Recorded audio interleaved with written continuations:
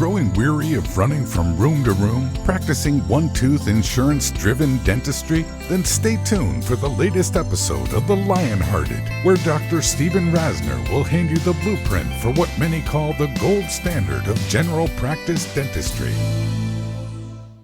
Hi, everyone. Welcome back. Dr. Steve Rasner here with Lionhearted Dentists.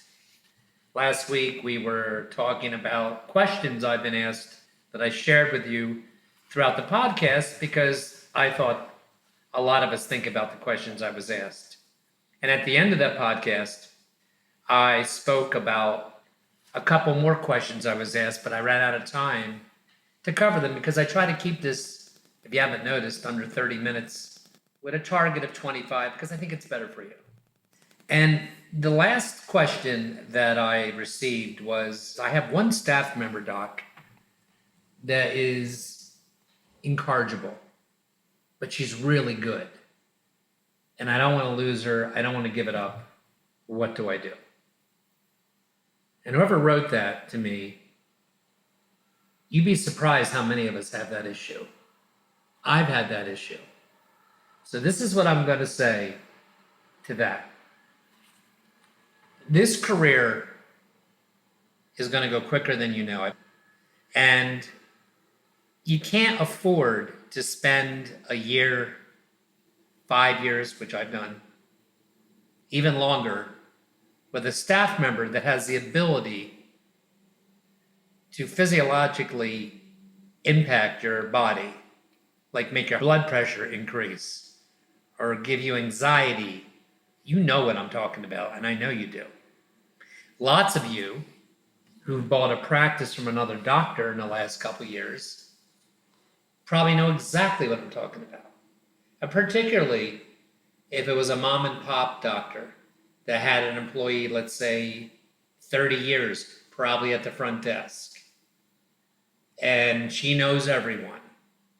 And she knows how everything was run. And you don't know anything because you're new.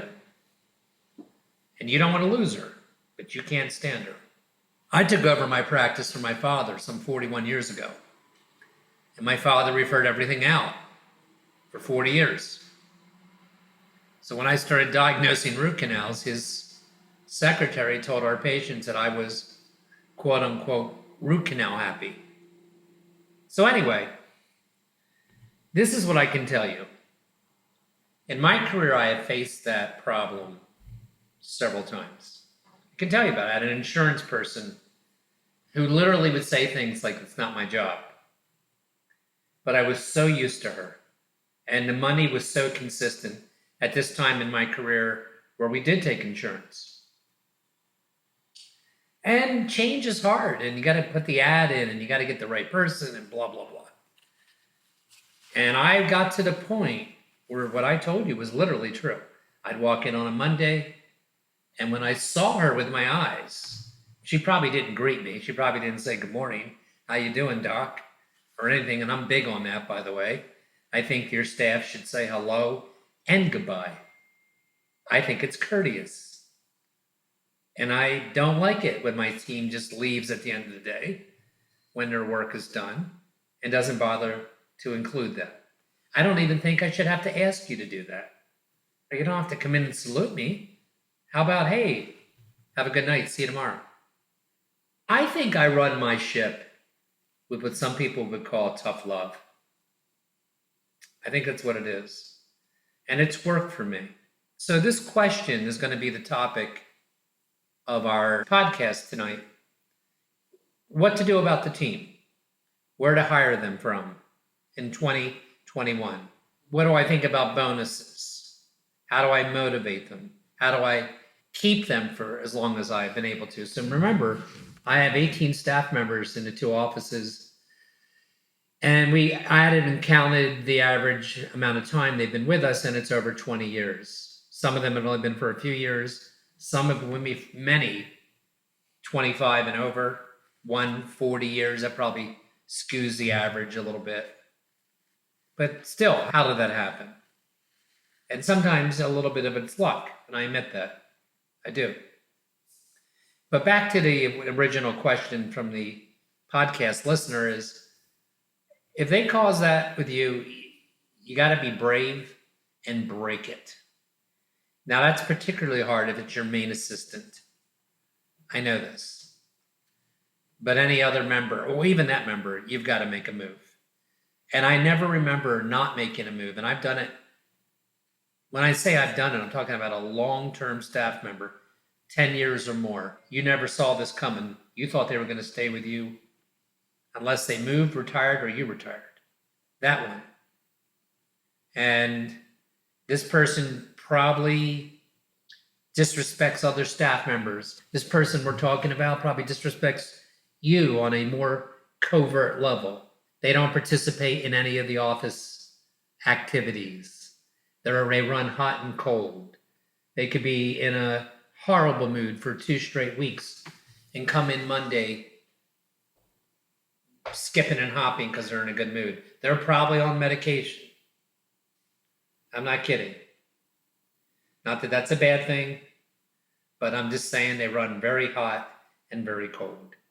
They are resistant to change.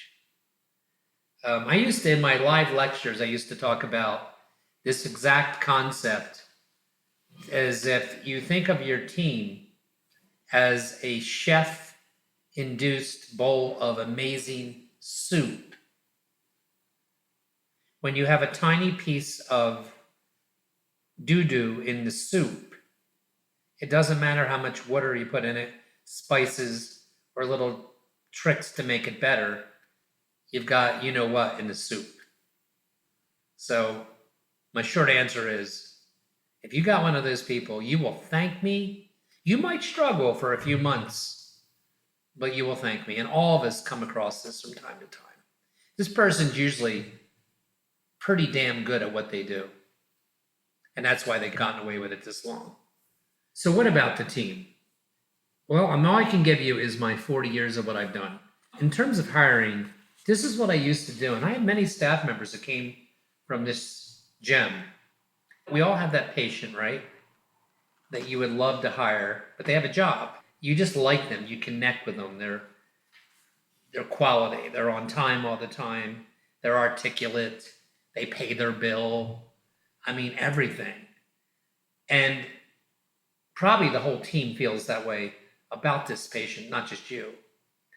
And whenever that would happen, I would write that patient's name literally on a piece of paper. That's how old school I am. In my closet that I open every day, where my coats go or whatever it is. And there would be patients that I would love to work with in the office if the opportunity ever came about. And the reason is because if you don't do that, when that unexpected moment comes, you can never think of them. And you will be so happy. Even if I hire you one person in your career by doing this. And listen, it is several of my staff members. Obviously, if they're licensed, like a hygienist or a dental assistant, it's impossible or unlikely if they're a dental assistant.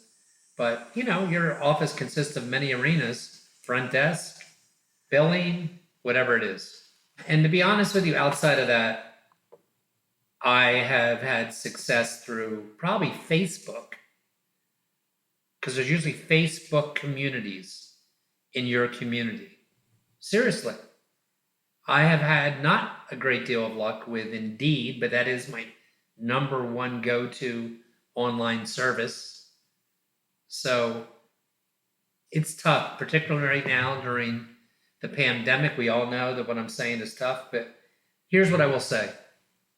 The team is so important to your mental well-being, to your long-term success of your office. If you have the wrong members, you are strangling your potential. You are. And so you never stop looking. I remember I was I'm in this 41 now, but I was so ramped up in the first 20 years that I almost kept a notepad. I think I might have in my pocket when I was out of work. And I remember I would go to a department store like Macy's here in the United States. And I gave interviews to people at Macy's before. Very often, for reasons you don't know, it doesn't work out. But have you ever been in a situation? Hell, we have somebody right now in one of my offices. This is a true story. I just thought of it as I'm telling you this. And she'd probably be delighted that I'm sharing this with you. That my team met when they went out to dinner one night. I wasn't with them.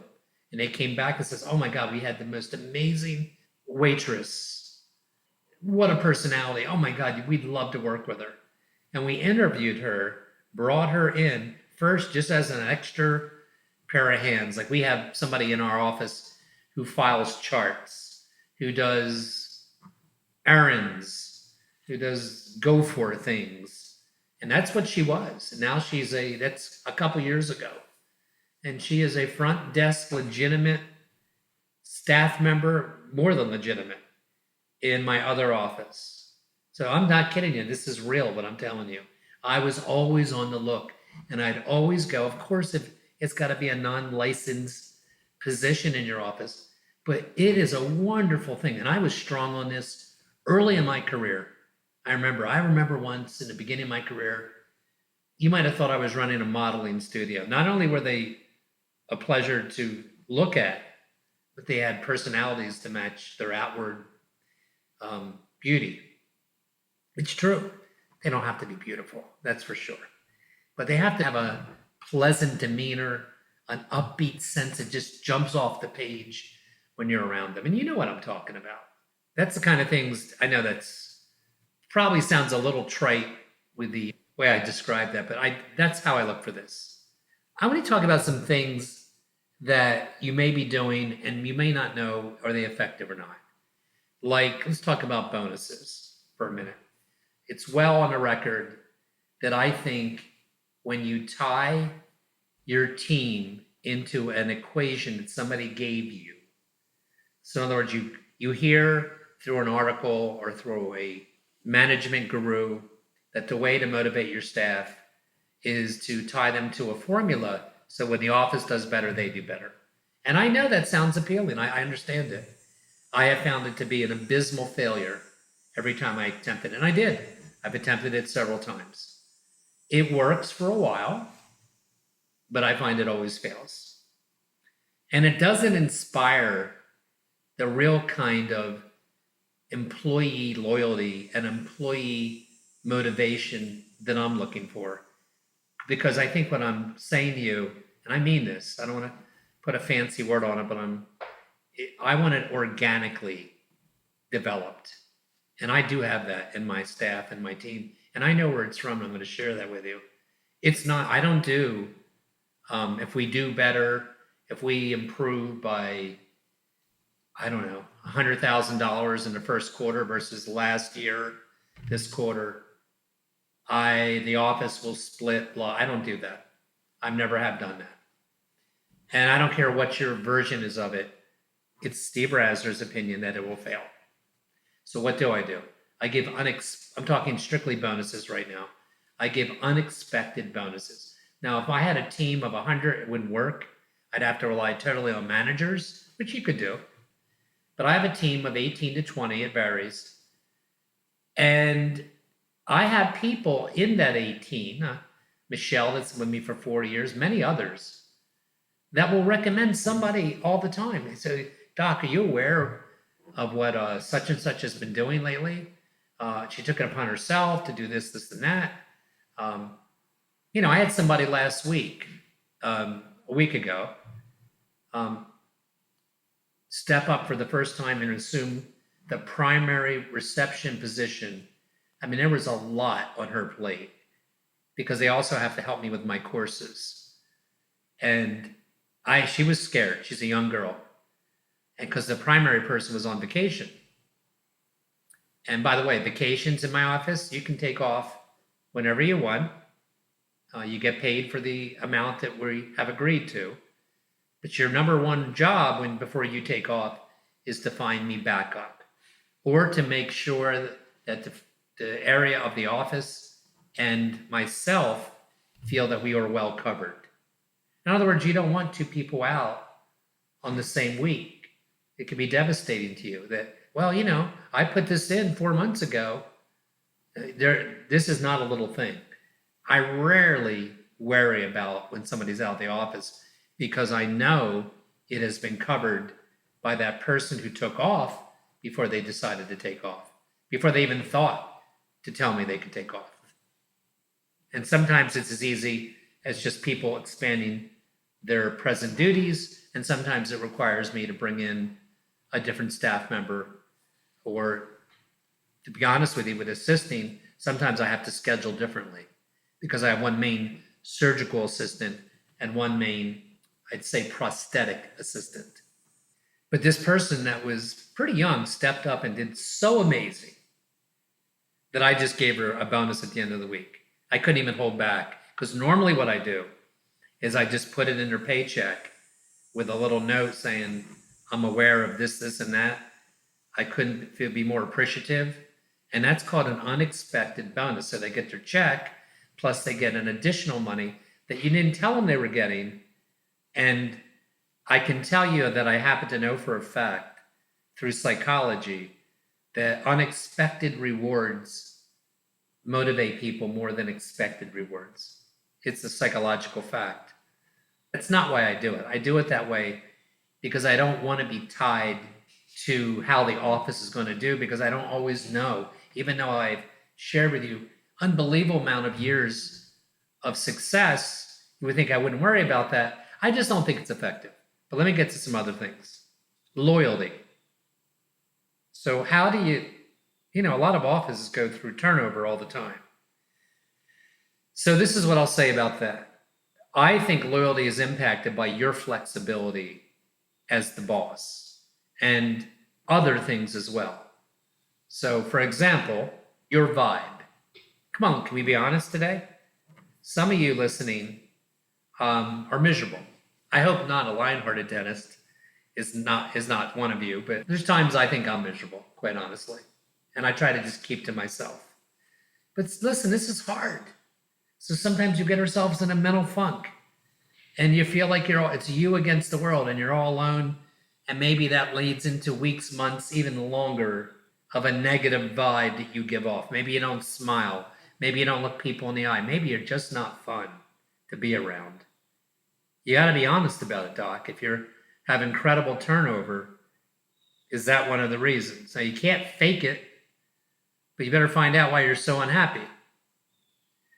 Another thing is your reaction to your staff when they hit you with something that, you know, you might not love. I'll never forget the day 20, 30 years ago when 3 staff members told me to take a picture of them. And they were all smiling. I said, we'll tell you why in a minute. They were, I don't know, in their late 20s.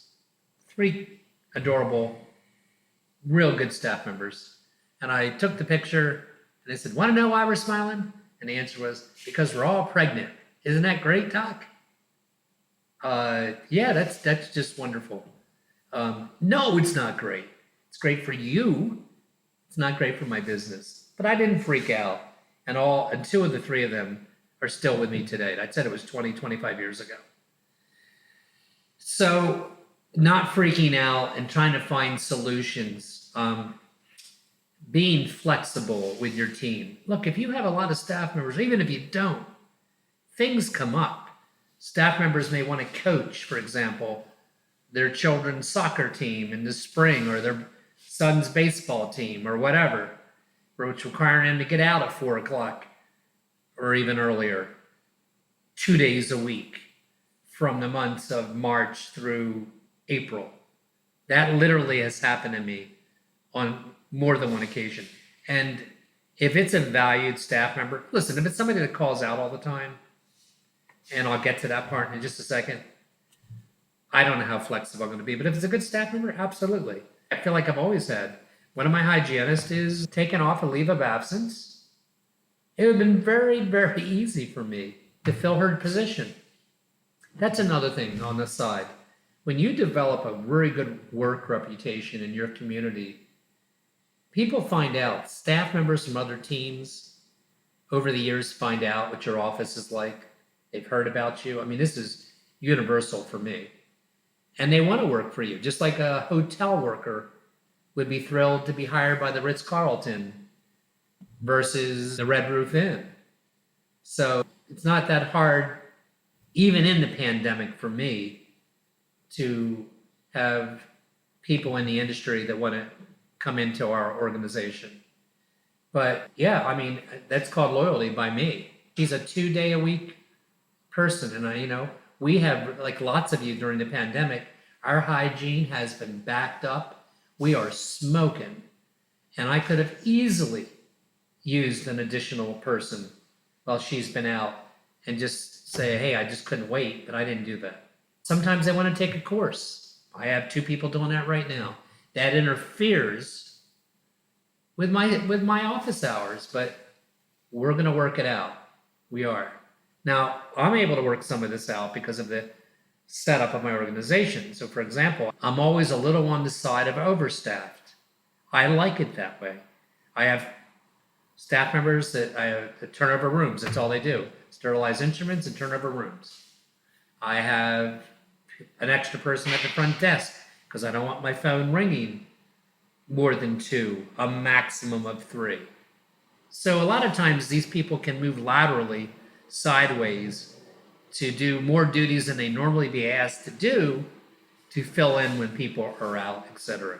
Another strong that I'm positive of, 2 things that will keep your team a long time, is the vibe of the staff, not just your vibe, doctor, but the vibe of your staff. If a new staff member walks in and 2 of your people are piranha fish that they have to be aware of, and there's just this negative thing, this negative morale draining atmosphere, you don't need me to convince you that's not going to keep people long term. But if you have a positive vibe, and let me tell you something, sometimes, like my staff, because I told you it is on the verge of being overstaffed, there's time sometimes to gab about nothing. I hear it, I see it. I'm not I told you tough love, but I'm also not a military guy where I take their phones or ask them to put their phones in the cubbies. It's a pretty honor system. Get your work done. I will know if your work isn't done. And sure, you can talk about the latest thing on Netflix, I guess, if that's what you want to do. But make sure your work is done. So it's a pretty happy staff. And how do I know that? They're out with each other all the time. There's different segments of them doing things together, and sometimes it's a large segment. I love it. I'm not involved with that very often, but I love seeing it. They went to a professional baseball game about 3 months ago. I couldn't go. The whole team went. I paid for it, by the way. I didn't intend to. They didn't know that until they were there. I didn't know that either. I just was so happy that they were doing something out of the office, which is a good thing for bonding, etc. And CE. Everybody loves to learn. Certainly the people that are in our organizations, the Lionhearted Dentists type of organization, you would hope would want to learn. You would hope you didn't have clock pushers that come in and punch their clock and have nothing to do with the office and don't really care about ascending in their particular position. So guys, I'm running out of time. I hope this gave you some input. And, I don't remember talking about the team in quite a long time. And it is such an important part of each of your days and your success with your patients. I have lost patients because of staff members. Absolutely.